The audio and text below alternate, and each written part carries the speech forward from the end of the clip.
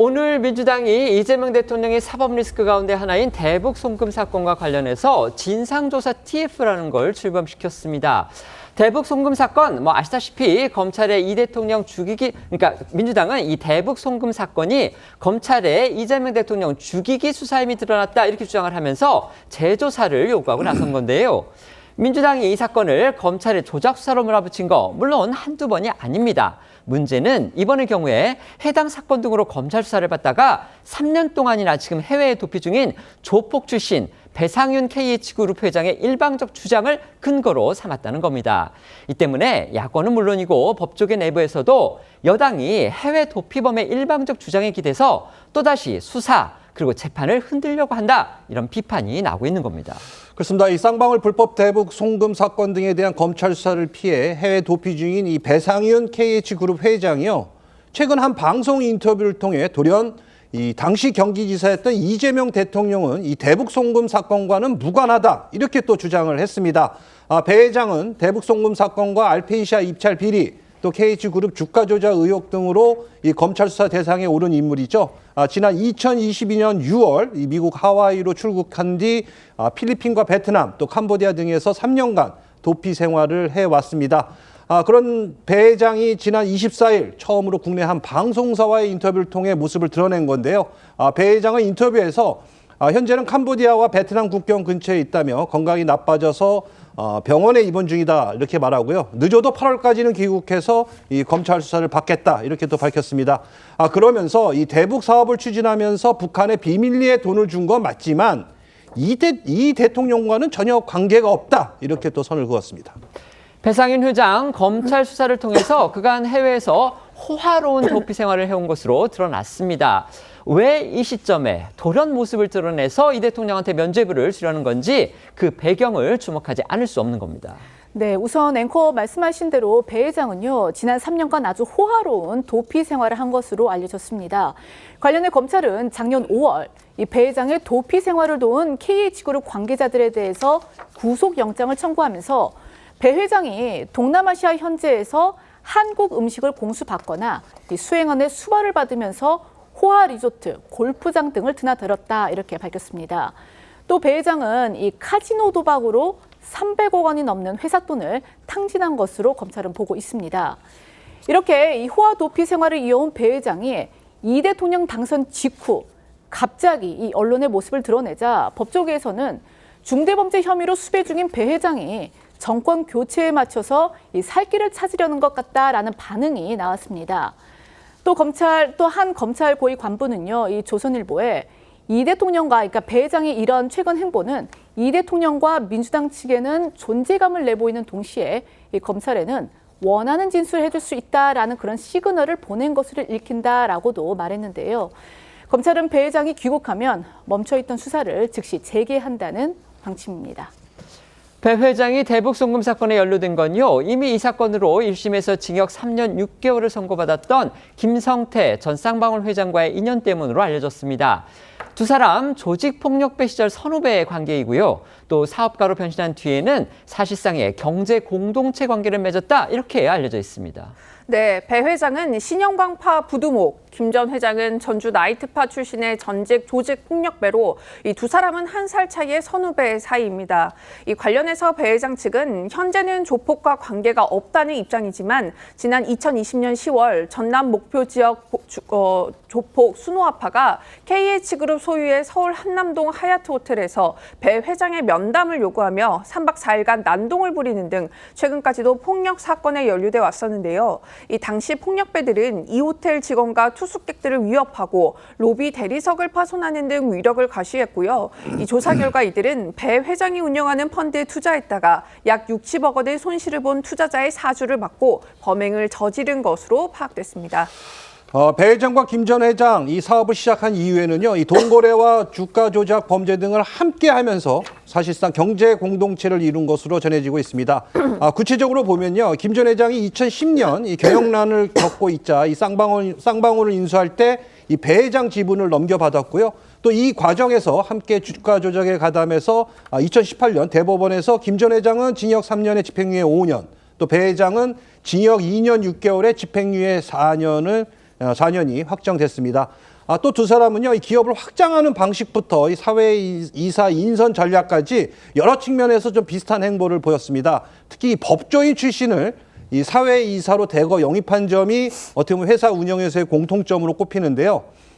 이재명 정부 들어서 대통령실 민정비서관으로 임명된 이태형 변호사도요, 쌍방울그룹 계열사인 비비안에서 사회이사로 일한 이력이 있습니다. 그렇습니다. 이 검찰 출신 이 변호사는요, 2020년부터 2021년까지 쌍방울그룹 계열사죠, 이 비비안의 사회이사로 재직을 했고, 이후 또 이 대통령의 쌍방울 대북 송금 의혹 사건 때 변호인으로도 활동을 했습니다.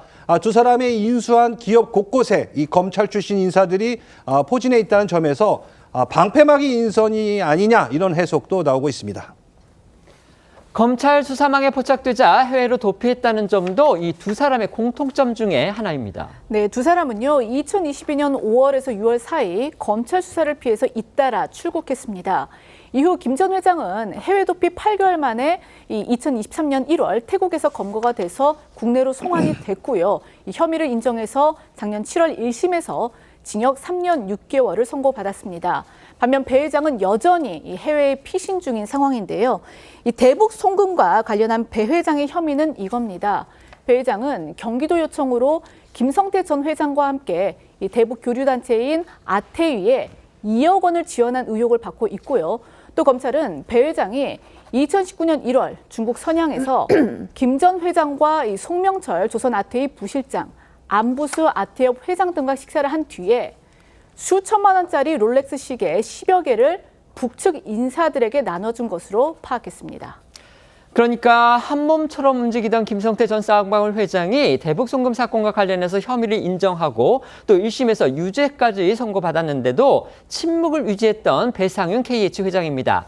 그래놓고 이제 와서 김 전 회장과는 다른 주장을 하면서 모습을 저렇게 드러낸 겁니다.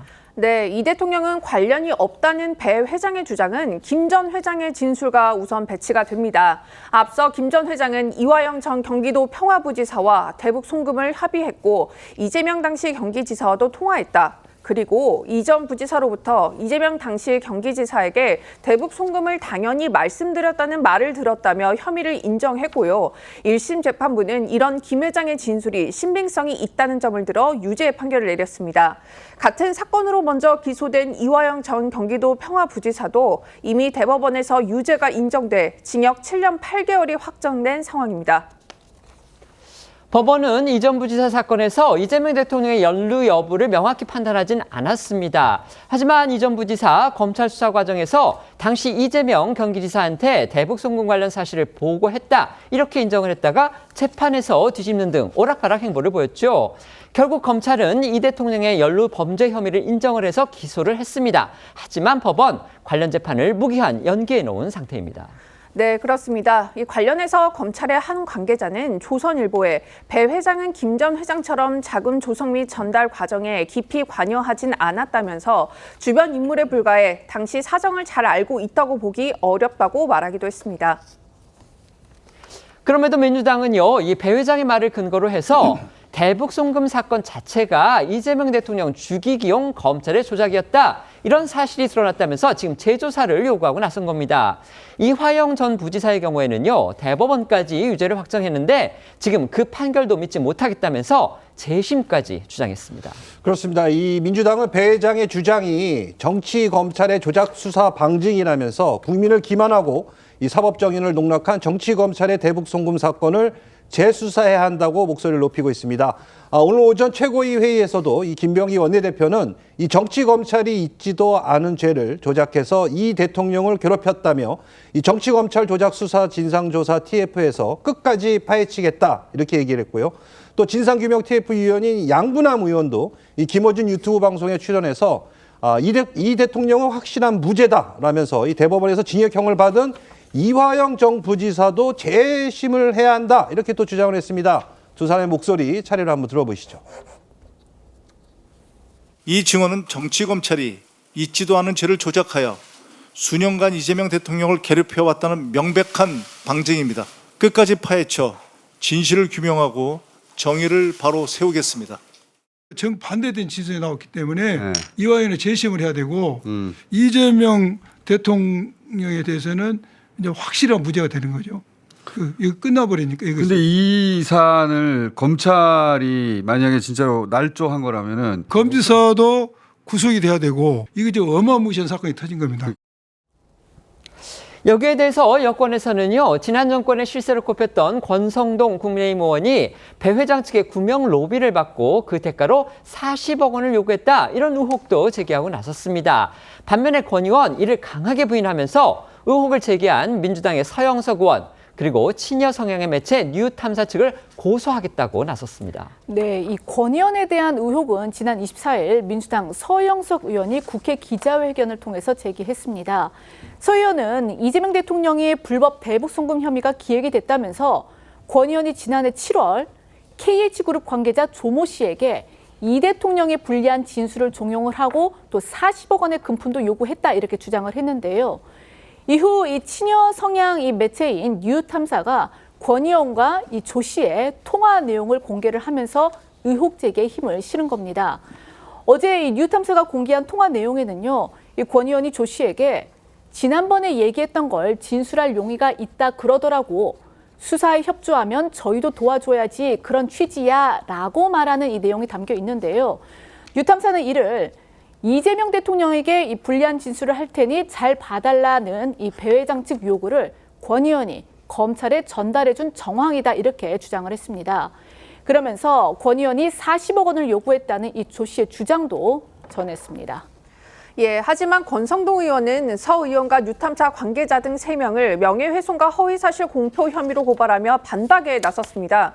지난해 7월은 이미 이화영 전 부지사 재판을 통해 이 대통령의 혐의가 충분히 입증돼 추가 진술이 필요 없는 상황이었고, 천번 양보에 조 씨의 진술이 이 대통령에게 치명타를 줄 수 있었다면 상식적으로 그에게 오히려 돈을 줘도 모자란 일이 아니겠냐는 건데요. 그러면서 권 의원은 서 의원은 대법원 확정 판결을 정치적 공세를 통해 뒤집으려고 시도하고, 악성 채널 뉴탐사는 허위 주장을 확대 재생산하며 정치 선동에 앞장서고 있다며, 나도 한 자리 해보겠다는 양량한 마음은 진작에 가지만 그런 식의 정치는 사법질서를 조롱하고 국민을 우롱하는 정치적 추태라고 덧붙였습니다. 대북 송금 사건 등과 연루가 돼서요, 이 3년간 지금 해외 도피 중인 배상윤 KH그룹 회장이 갑작스럽게 국내 언론과의 인터뷰를 통해서 등장했습니다.